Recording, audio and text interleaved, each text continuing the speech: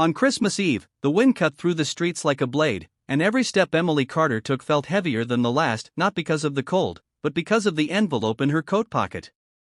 Inside were 3 crumpled bills and a handful of coins. $15. That was all she had left after working extra shifts and paying rent.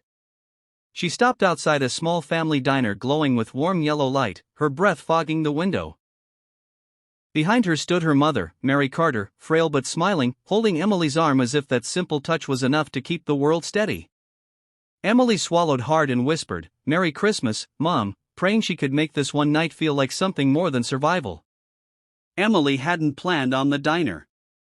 The original idea was sandwiches at home, maybe instant soup, but Mary had mentioned, just once, that she missed eating out, missed the sound of people talking and plates clinking, missed feeling normal. Emily remembered how her father, David, used to take them out every Christmas Eve before he passed away. That memory settled deep in her chest, heavy and warm at the same time.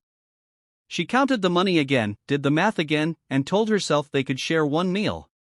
One meal was enough if it came with dignity. Inside, the diner smelled of coffee, fried onions, and baked bread. Christmas decorations hung slightly crooked from the walls, clearly put up by someone who cared but didn't have much time. Emily guided Mary to a small booth near the window. Mary's hands trembled as she rubbed them together, and Emily noticed the familiar guilt creeping in, the guilt of not being able to give her mother more, of choosing between medicine and groceries, of pretending everything was fine when it wasn't. A waitress named Sarah came over with menus and a gentle smile. "Take your time," she said kindly, as if she could sense the careful calculations happening behind Emily's eyes. Emily nodded, her fingers tightening around the menu.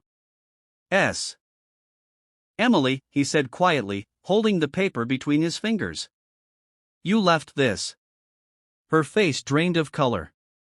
For a moment, David thought she might run. Instead, she swallowed and nodded. "I'm sorry," she said. "I didn't know how else to tell you." "Tell me what?"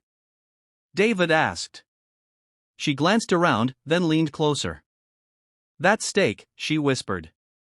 "It's from yesterday." David blinked. "Yesterday?" "We had a power outage last night," she said. "The fridge went down for hours. The owner told us to serve everything anyway.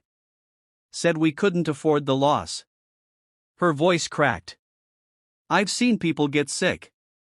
I couldn't let it happen again." David looked back at the plate on the table, the steam still rising.